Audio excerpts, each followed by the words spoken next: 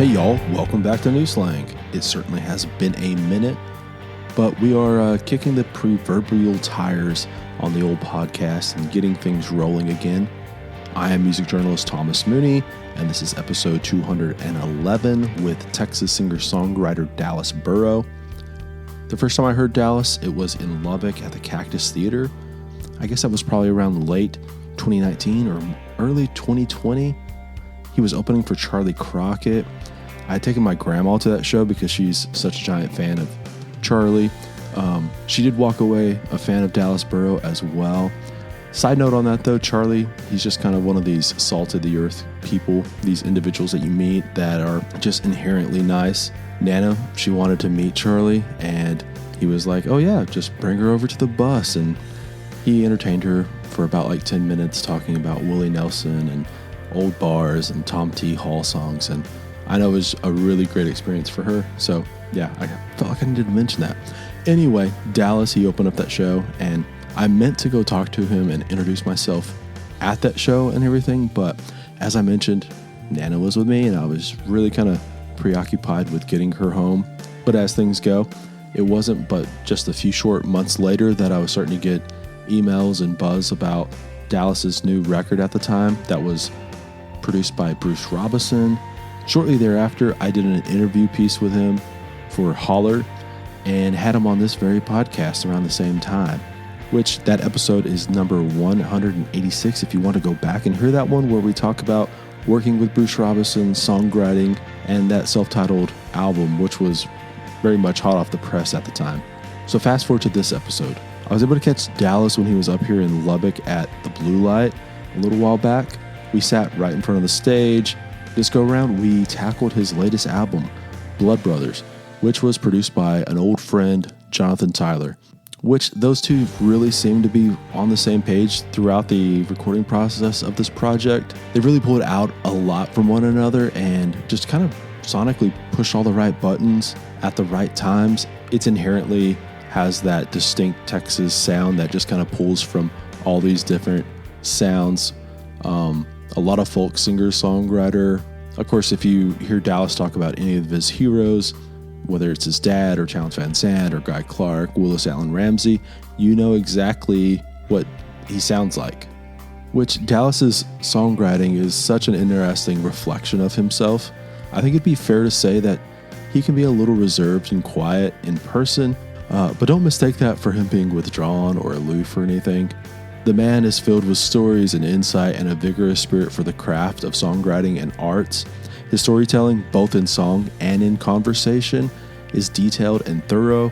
He doesn't fumble around with too many details, but he ultimately understands that those details are essential to storytelling. That's what makes everything feel real. This new album, Blood Brothers, it very much is a reflection of that Texas storytelling. Those interesting characters you come across in life. And then specifically for this, like those stories that you capture when you're living life out on the edge. And a major part of this record too is about what ultimately brings you back to center. Where is your even ground? What fills your cup? For Dallas, I think that's really his relationships, namely with his family. That's what, or rather, that is who pulls him back to center. That's his focal point. That is his center. The what of it all, I think that is the craft of storytelling, of songwriting. I think history and experiences and camaraderie, the people you meet, tradition, all those things are very, very important. But I sometimes think that the capturing of those things is actually the most important thing. It's the stories we tell ourselves.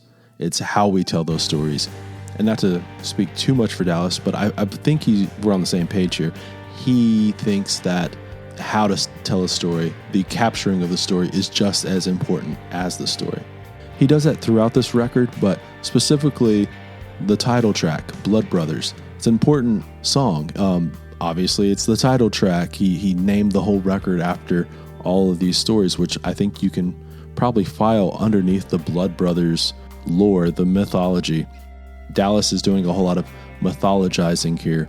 And I won't go too far into what he is mythologizing, the lore, the family folklore, if you will, because Dallas does such a better job of it specifically on this podcast and within the song as well. So I'll let you guys just hear him tell it here in like 2 seconds. But yeah, go listen to the song, go listen to the record, and more importantly, I guess just listen here in about 3 seconds when he starts talking about it, which let's go ahead and do that. Let's get on into the interview. Here is Dallas Burrow. Meet my dad. We met back in Austin. Remember during South by? Oh, And, oh God, it was a blur. But yeah, were you at Continental or out at Luck? it was. No, it was not at Luck. It was at Samstown Point. yeah, Yeah. the night or the day before. That's right. Yeah. That's right. Yeah, So- that week was a blur. Oh, I imagine so. Especially like You know. yeah, it was one of those for me specifically. I'd came in just to go to Luck, then it was like, oh, I may as well just come in like a day early, and then it was like, Right. we're gonna push Luck a day, and then it was like, well, now I'm here basically all goddamn week, Right. and so yeah. Yeah, that was funny the way that worked out. I mean, it was remarkable to me that they were able to push, and that almost everybody managed to remain on the bill. Yeah. I mean, you know, I think there was like one or two acts that couldn't, but Yeah. you know, It was certainly a. I remember I went with John Bauman, and like, of course, that whole weather deal was so funny because it was like, you know, you kind of hope for cool weather down there, sure. and then you know, I didn't even take a jacket or anything. I just had like a long sleeve shirt, Right. and I remember going out there that morning thinking, oh, this is, and it was like one of those thick Wranglers, so it was fine. But then it was like, you know, also kind of standing out there, you're kind of going, shit, man, okay, this is actually a little colder than I thought it was going to be. Right. But it was a good time. We saw some good music. There was a lot of, yeah. That was one of those shows where y'all were in that, We were in the chapel. yeah, which Yeah. is like such a, you got to go wait in line hours to get in there. But, I mean, Right. you were playing with Willis Allen Ramsey, right? Yeah. Yeah. How was that experience of playing in such a, obviously a small room like that, but, you know, people were listening and like the lines going around Oh, I mean, super far, you know? huge honor. You know, it's incredible. Hanging with Willis is pretty remarkable. You know, he's been a hero of mine forever. My dad gave me his record when I was like 14, and it forever changed the trajectory of, you know, the stuff I was listening to and writing. But yeah, to get to basically, he and I split a set is kind of how it worked, where, you know, my band and I did the first half of it or so, and then he closed out that slot, and I mean, the whole thing was pretty surreal, man. I mean, you're out on Willie Nelson's ranch, you're playing in the chapel. The story I heard is that was the chapel from his hometown that they moved out there. Really? See, I have literally no idea. And I don't know if that's real or not. I mean, it sounds real. But yeah, I'm gonna go with it.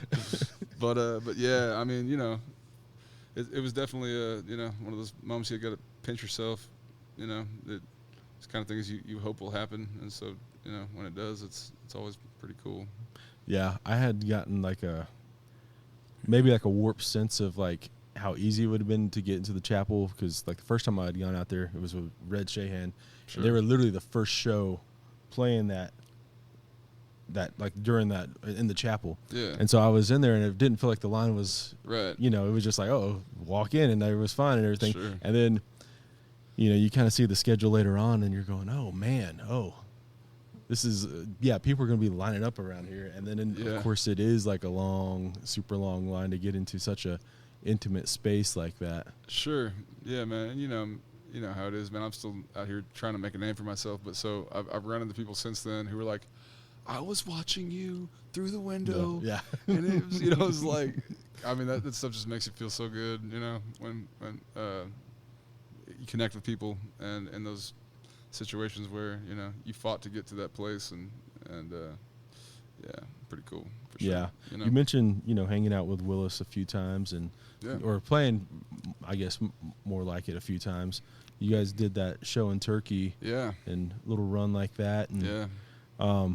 seems like you're playing places with Willis that are like just really kind of off the beaten path in that kind of way, and a little bit of a Sure.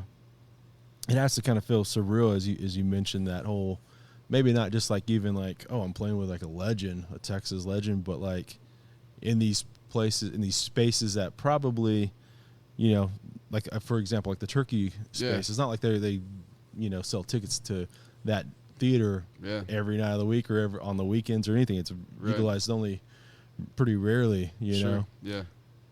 What's it like getting into that, like that? Well, that whole thing was such a bizarre kind of like turn of events because so we've got, my family has this club down in New Braunfels, right, the Redbird, at the Redbird Listening Room, and so Willis had played there. I guess in the last year, he's played there twice now. So and both times like in the spring, kind of, and so I've just gotten to know him that way, and we got to become buddies or whatever. And then at some point, I just got a call from him out of the blue, like, "Hey man, would you be interested in opening up some shows for me? And while you're at it, do you think you could help me like book some stuff?" And I mean, if it was anybody else, I probably wouldn't have. I just have a lot on my plate as it is. Yeah, you kind of hesitate to. Yeah. I mean, I booked my club, and then I'm putting out records, and I'm on the road, and so it's it's like right and plus family. So it's not like there's a lot of like spare time to book another artist, but because it's Willis, I mean, it's just hard for me to say no, and it's been a really rewarding experience. But so it just so happened that Carly, right. Who mutual friend, I'm sure, from Hotel Turkey, who does such a great job out there. So we were playing, my band and I were playing at Riley's Tavern down outside of New Braunfels New Year's Eve. And she was in town because our buddy Cullen from Crockett's band was getting married the next day, and she was there for the wedding. And so she was out that night to hear us play. Cullen was sitting in with us. And so that call from Willis had come like earlier that day, okay? And so anyway, Carly at some point in the evening after our set came up, and I've been playing his song Northeast Texas Women in my set for like ever. Right.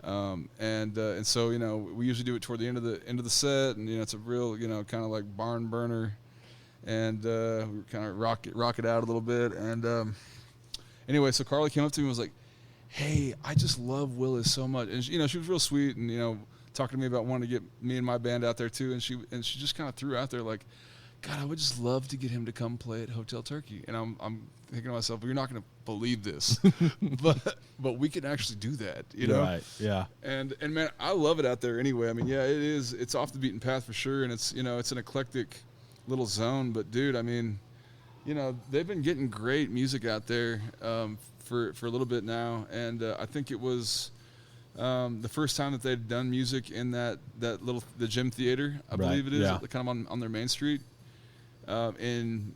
in a few years, like since before the pandemic. So to me, it was a thing of them wanting to kind of like sort of like reinvigorate the scene and the potential to be able to do more and bigger and cooler future music stuff there. And I mean, what better way to kick off something like that than to bring in like this guy who's like a myth.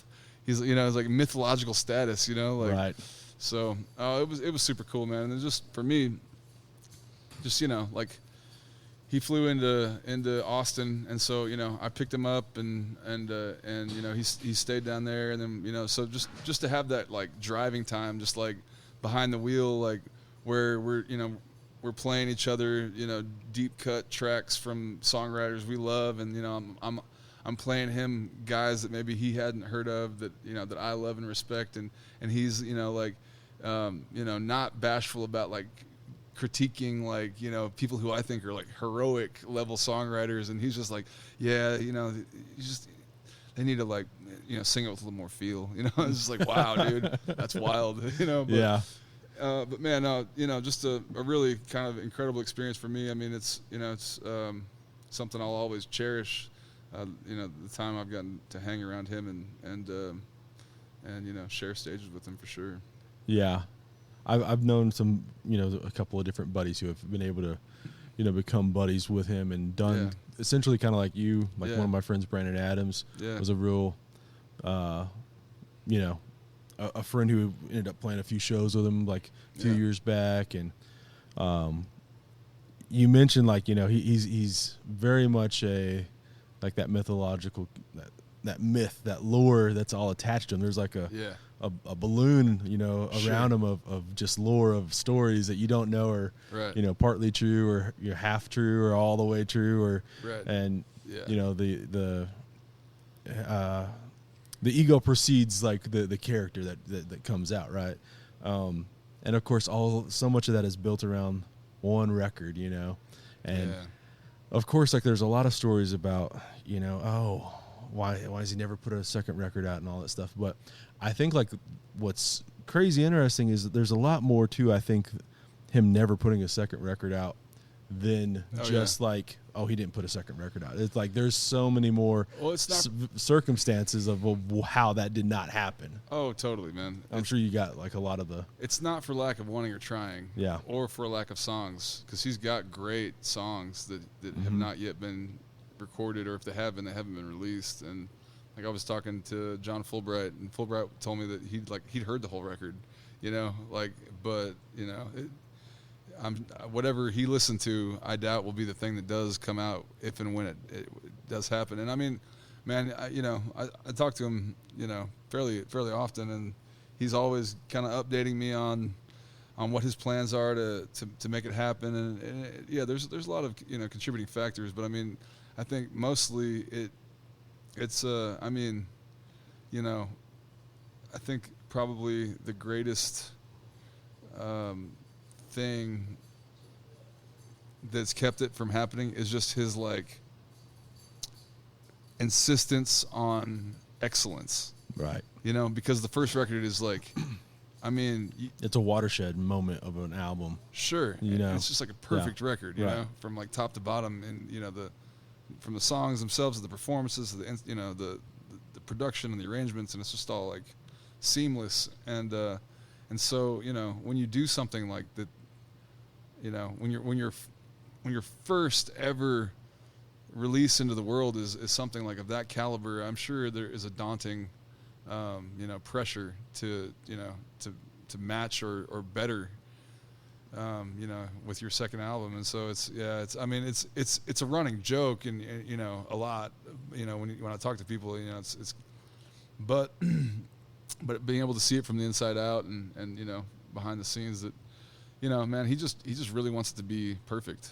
And then of course then there's other contributing factors as far as like, man, it takes a lot of money and things like that. I mean, he was talking to me about Jimmy Buffett being kind of volunteering to help him finance and complete the album, and he's wanting to work with Ray Kennedy, who is a legendary producer up in Nashville, and he and I went up there and met with him and stuff, and about his stuff and my stuff. Willis introduced me to him about the possibility of he and I working together someday. But so it's just this ongoing plan where it's like it has little to do with maybe like what most people might consider like to be practical matters, and more to do with like he wants the absolute like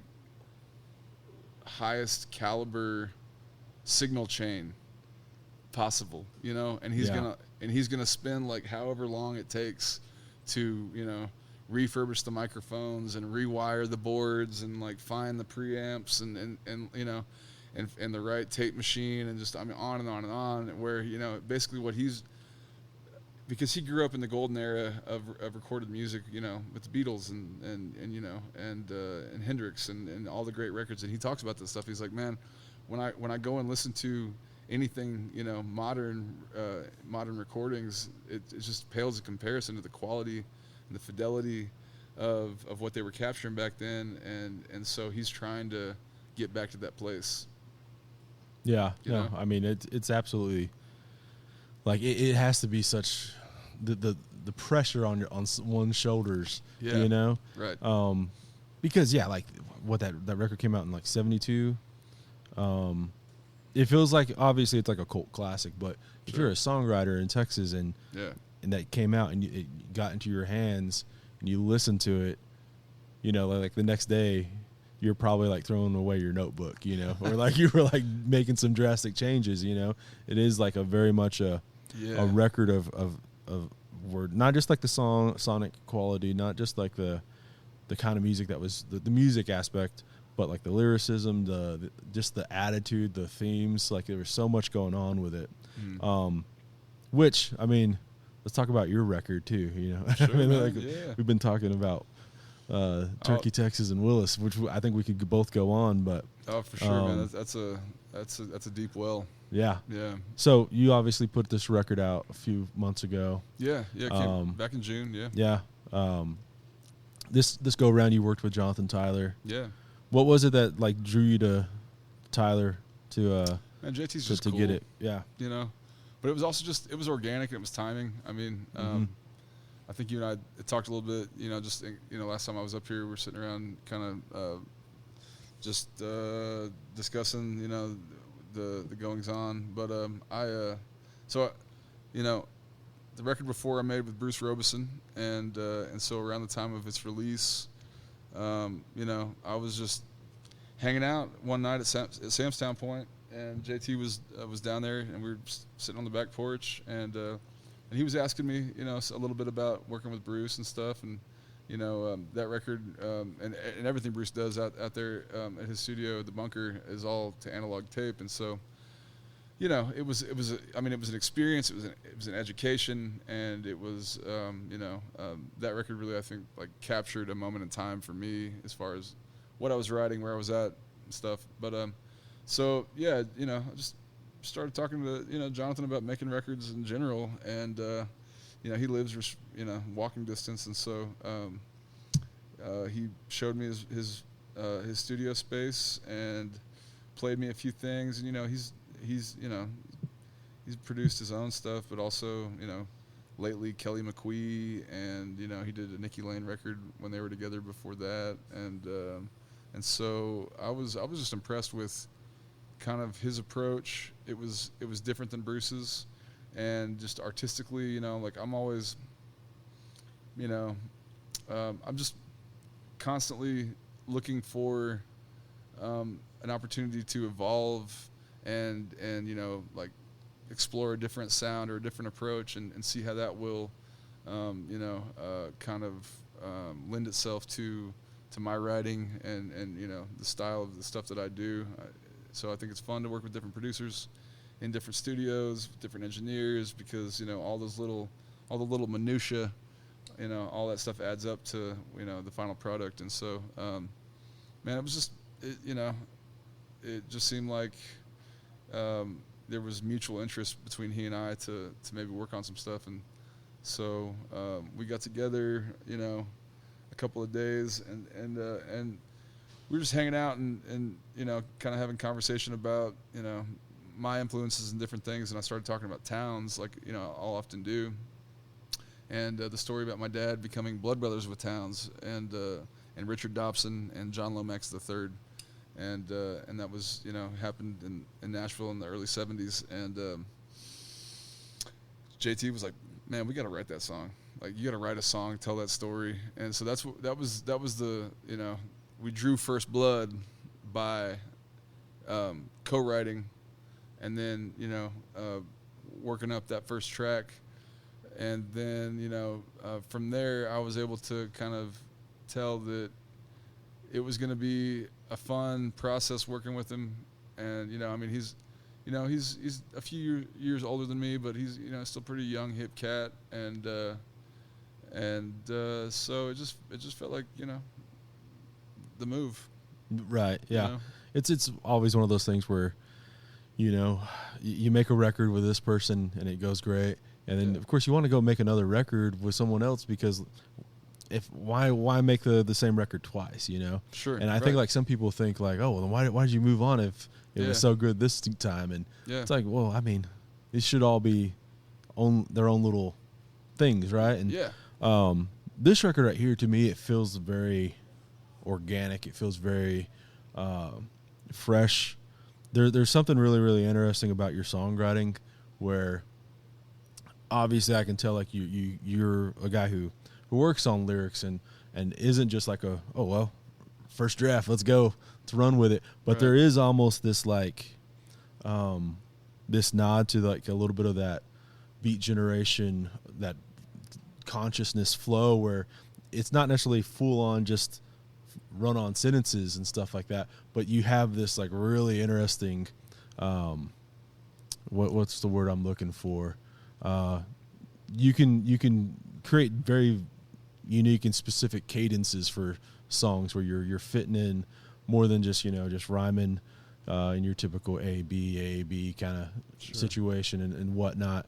That obviously kind of fits well with not just like the Blood Brother song, but like just that entire kind of the mythos that kind of is entangled in there.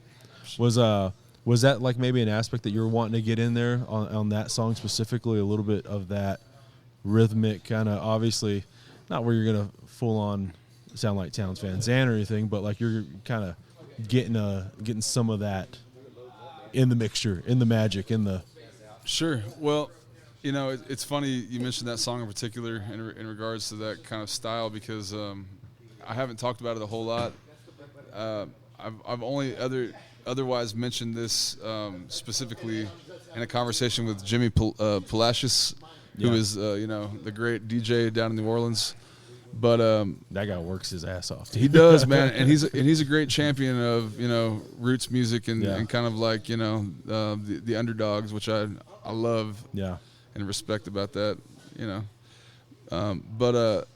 so it's funny you pick up on that. I mean, it's an astute observation, but because initially when Jonathan was talking to me about writing a song, around that story, I was like, well, man, I've been talking about wanting to record the song "Mr. Mud, Mr. Gold" for quite a while. Right. Yeah.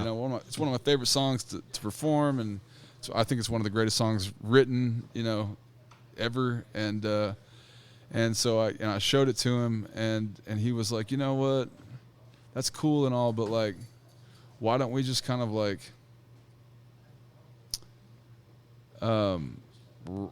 use that as sort of like a framework, or like let's write a song and kind of base it musically around what's happening in this song.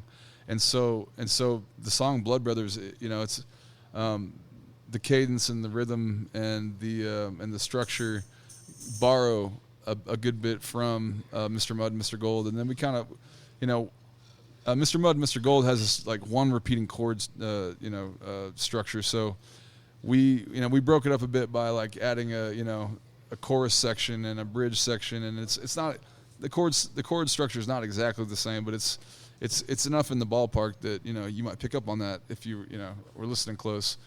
And so then, but ultimately, before we got done tracking, I was like, brother, like I really, I love that we have this song, but I still feel like it's important to me to record the Towns' tune.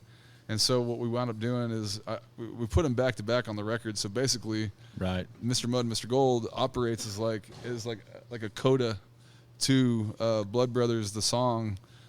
So you've got this like highly produced track. I mean, I wouldn't say it's like not overproduced, but it's got like high production value on the title track, and then coming out of that, you just got this acoustic rendition of Mr. Mud, Mr. Gold, which was actually our first take, and then we just dressed it up with some cello. My buddy Gumby, Mark Gumby Williams, played cello on there. But so I just felt like it was a way to kind of like give a tip of the hat and a little bit of a just kind of like give credit where credit's due by including the song that inspired the tune that we wrote. Right. You know? Yeah.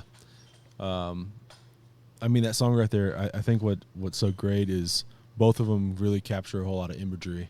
Like, Sure. we're talking about like a card game, for crying out loud. Yeah. And like, there's something really, really cool about songs about like gambling in card games. Of course, you got a lot of like Lightning Hopkins and Towns, and Sure. I mean, 7 Come 11, even by Vincent Sure. O. Emerson, is a really great kind of Totally. Yeah, man. captures that Yep. that vibe. And there's something a lot of Ray Wiley Hubbard, you know, in For sure. in a lot of that kind of stuff. Yeah, man.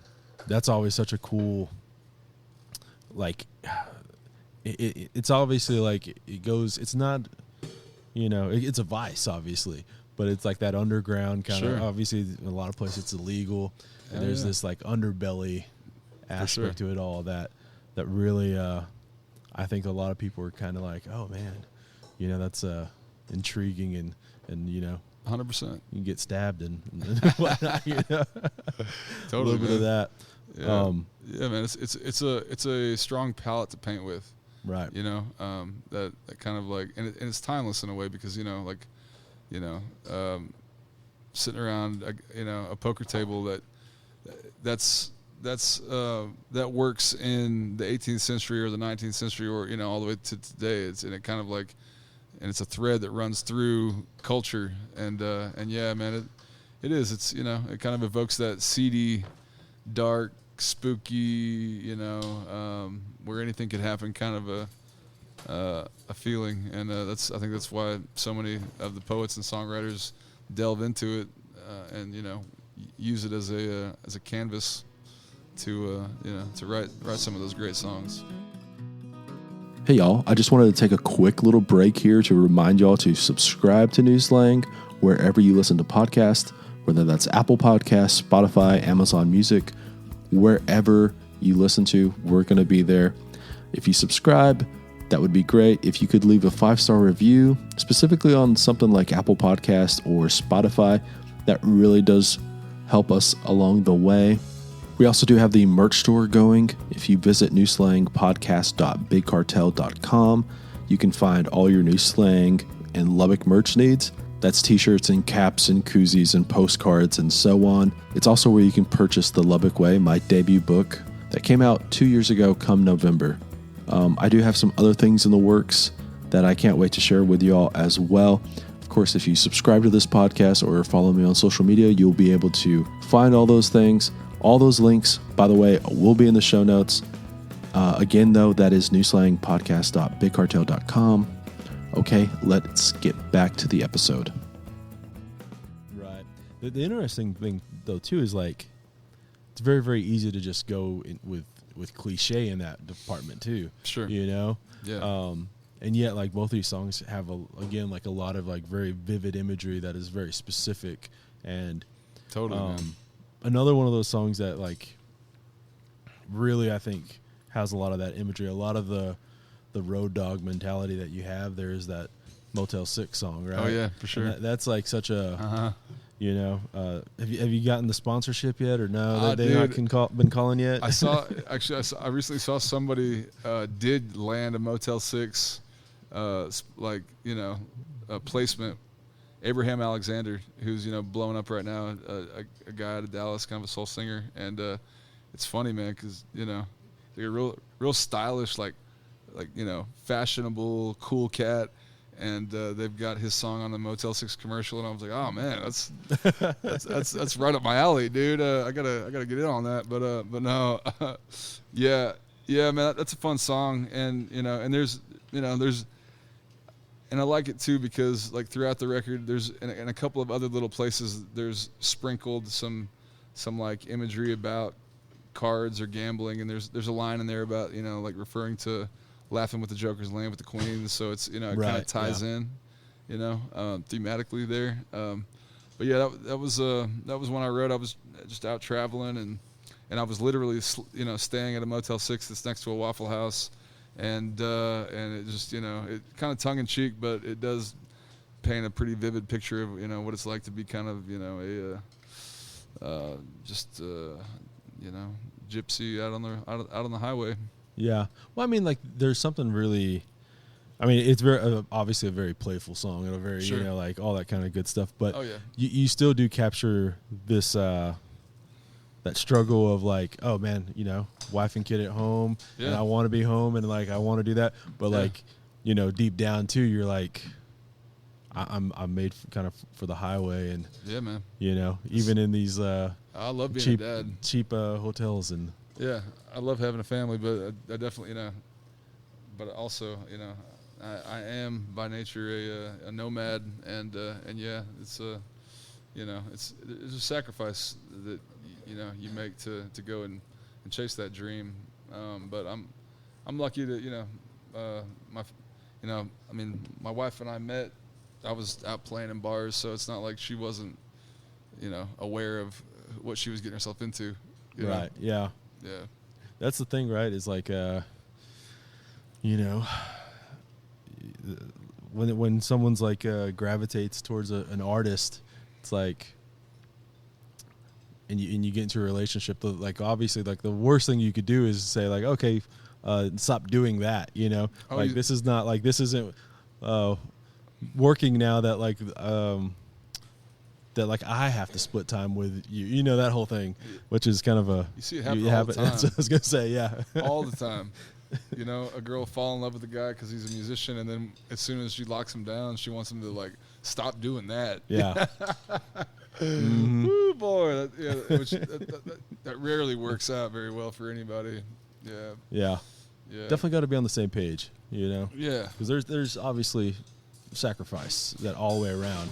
You know. For sure, man. It's all the, you know, as I think like it's in, I can't remember what record it is, but Todd Snyder, moderation in moderation, or like everything in moderation, even moderation, I suppose. Yeah, you know, totally, man. Yeah, that's such a. Oh, what was I gonna say? I had something else written down here. Oh, you know, when I was driving over here earlier, I was kind of thinking about the song. A lot of it was. Yeah. And I thought, like, when I remember thinking about, like, the first time I saw that just written down, like, I was on the track listing, I thought it was going to play more into those, you know, these tall tale stories that you're telling on a record that are, you know, partly true, you know, some you're elaborating on the truth. And then, of course, you spun it around where it almost, like, when I was driving over here, what it was kind of reminding me of was some of those real like slow-paced Willie Nelson, like right on the cusp of like Redheaded Stranger, a little bit before then, where it was kind of that slow waltz kind of thing. Yeah, no, exactly, nailed it. What was that? What you were shooting for, or like what were y'all kind of going with? As far as the production value and kind of I think overall like style of that song, I mean, you know, it's a slow country waltz, and you know. And that lends itself very well to that kind of Willie Nelson approach. And in fact, it's funny because we had, you know, there was more going on as far as instrumentation goes. Like at the top of the song originally, we had, you know, Cody Braun doing like these like really great fiddle parts, and there was just more happening. And when we went to mix the record, you know, kind of the way it works, at least in this case, Chris Bell, great mix engineer down in Wimberley, out at his place, and basically it's like, you know, you're sort of like building it back up from nothing. So, you know, you'll pull up like the rhythm guitar and the drums and the bass and the vocal, and then slowly start adding in your lead instruments and stuff. But when I got a chance to hear the top of the song with just the acoustic guitar strumming, like, you know, doing that like simple waltz pattern and the bass and drums, I was like, oh man, this is like, it feels like a Willie Nelson song, man. Like I want to run with that. So, you know, I you know, was able to sit there and kind of, you know, like make some artistic decisions with Chris and Jonathan. Like, hey man, I think we should just lose the fiddle at the top and like just let it be stripped down and let it come in feeling like, you know, like you know, the way Willie might have done it. And so that's cool you picked up on that, man. But that was definitely kind of what I was shooting for, and I like that song a lot, man. It's yeah, so do I. I really like just the feel of that song is such a. I appreciate it, man. It's, you know, it's true story. It's, you know, it's another one of those kind of like the story of you know, you're wandering, whatever character. But it's funny, like growing up down in Central Texas, I went through some pretty wild years, and there were times where at one time or another I was pretty much thrown out of and banned from almost every club, like in the town I grew up in. And so so I've slowly been let back into most of them. And anyway, it's one of them things. But so that's that whole it wasn't all my fault, but a lot of it is kind of like a tongue-in-cheek way to acknowledge, like, maybe that I've seen the error of my ways, and and trying to own that without and still, like, with a little bit of humor, so it's like palatable, maybe. But yeah, I mean, I think like that's like the more than any other like sign of maturation. It's kind of like owning up to your failures and your mistakes and stuff like that. Right. Man, like you saying, like you're getting kicked out of these bars like that. Mm-hmm. I can't remember like the specifics of it, but like there was a tweet like a couple years ago of this guy who was talking about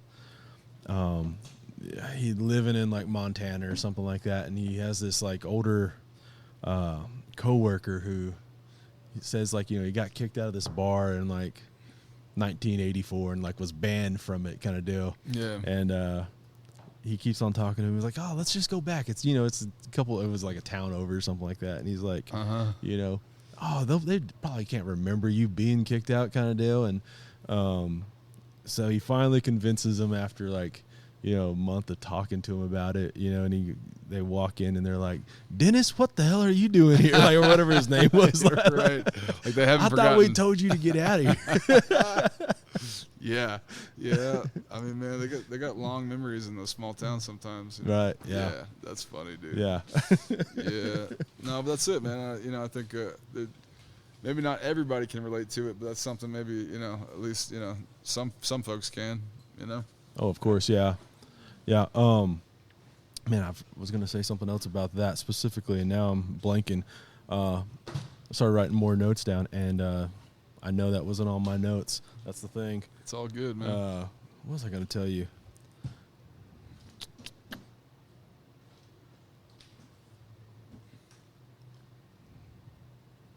Oh, you know what I was going to ask about was, I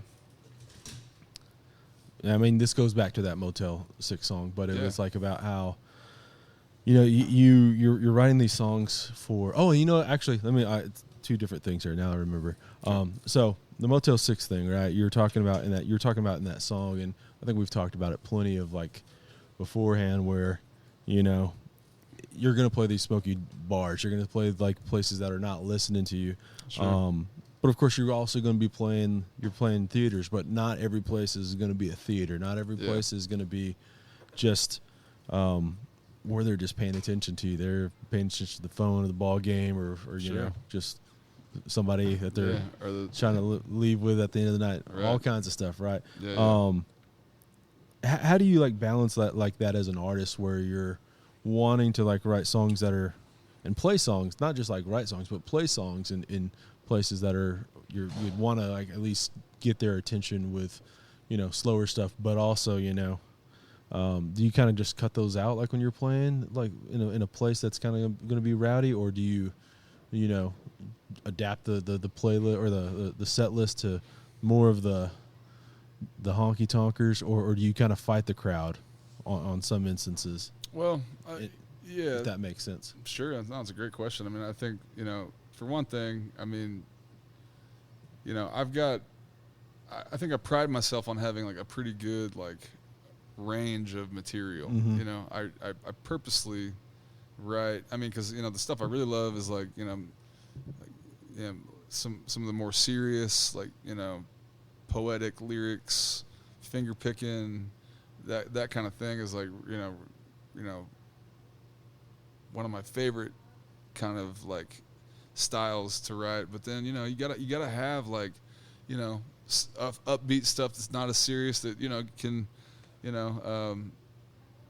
want people to have a good time, right? And people people come out on a weekend, in a college town like this, people are coming out to have fun, man. They've been studying all week, or they've been at work, or whatever. Whatever the case may be. So you want to have some stuff that people can relate to, and that they don't have to think too hard about also. Right. And then you got to have your ballads and your love songs, and something people can dance to. And I like the blues and rock and roll, and so I've got stuff that's more along those lines, and so, but with all that material, then I mean, you definitely try to tailor a set list to who you're going to be playing for. Mm-hmm. I mean, you want to read the room, you want to know your audience, and so you give them you give the people what they want, or you're hoping to. I'm hoping to entertain people wherever I go, and whether that is in the theater, or in a club, or in a honky tonk, or but at the same time, here in the past few years, playing some of the honky tonks like down in Austin and stuff, I have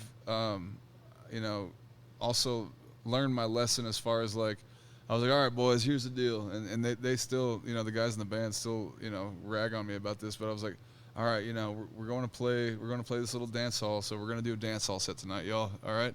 And so, man, and I just felt like I was like wearing somebody else's clothes, it's like, right. I'm a storyteller, I'm a songwriter, I never got into this for people to dance, but like we were just at Lukenbach last week, and it was a dance night, and man, there was 50 or 100 young people out there that came to dance, and they danced, and we so you want to meet people halfway, but I also I think that you got to be true to yourself. So yeah, I think I try to find ways to give people something to dance to, maybe something to rock out to a little bit, give them some stuff that is like that is relatable for like for your just the average Joe, for your everyman, something that they can get on board with.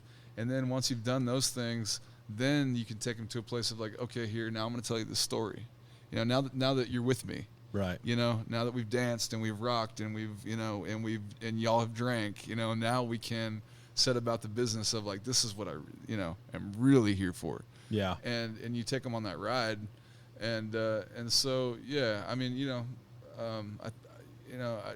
I don't consider myself like the best singer or musician or anything, but I love writing songs. But what I've really found for me is the most effective way to connect with people is to like get them involved, so like whatever you can do to connect with people on a personal level, where you get their attention for a moment, talking about like maybe something I've been through with some whatever experiences in my life, whether it's been traveling or getting my heart broken, or partying too much, or getting sober, or finding God, or like being in a bad spot where like I need a message of hope, and that's why I wrote this song, and so I'm gonna play this song for you guys now, like, and so inevitably you find ways to connect with people on all these different levels throughout the course of a show, and by the time you're done, you feel like you've given them an experience, and hopefully they feel like they have kind of gone on that journey with you and are left feeling either entertained, or their mood has been lifted, or maybe you did something for them that makes the whole experience worthwhile. And so so that's my approach, is just to try to entertain people and try to make them feel something. Right.